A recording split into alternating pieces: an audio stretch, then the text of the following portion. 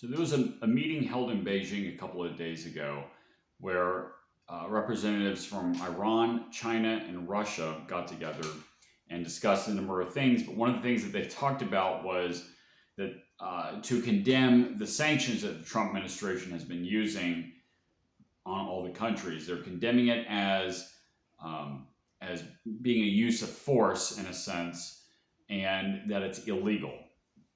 Now, this is kind of absurd for a number of reasons. I mean, this is them backing up their version of globalism, the type of globalism that works for these countries. Now, the United States has a history of using sanctions. The United States is the largest market in the world, and it threatens, to cut off the access to this large consumer market to other countries if they don't do what the United States wants them to do with regard to policy. Now, with that said, it's also ridiculous for them to condemn the sanctions. You got to keep in mind, first of all, they use sanctions themselves. And also, it's also ridiculous that they're accepting the US dollar, the fiat currency. Granted, Russia has been cut off from that because of the sanctions on Russia with regard to that. However, China and Iran, very much, especially China, uses the US dollar. Now, there are bilateral trade agreements where countries get together and said, okay, we'll swap using our currencies, we'll bypass the US dollar. But the US dollar is still the world's reserve currency. Now, that's a whole nother rabbit hole that I'm not going to get into in this video.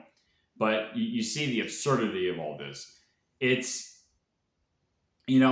like, they don't like globalism in the form of NATO, which I don't either. But at the same time, they want their globalism of keep the United States market open, but they'll close their markets.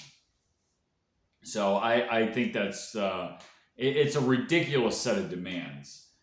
They say that these sanctions are a preemptive act of war. China has been threatening war against the United States because of the sanctions. Keep in mind, China steals a lot of technology from the United States, and they manipulate their currency to make their exports cheaper.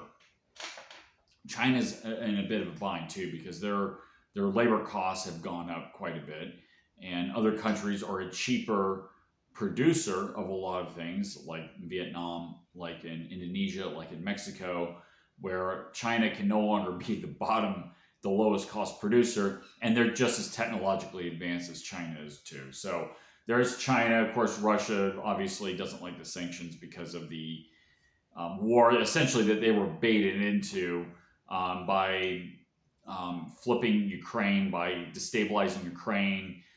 Then Russia came in and to assert their power in that country. And then, of course, Iran,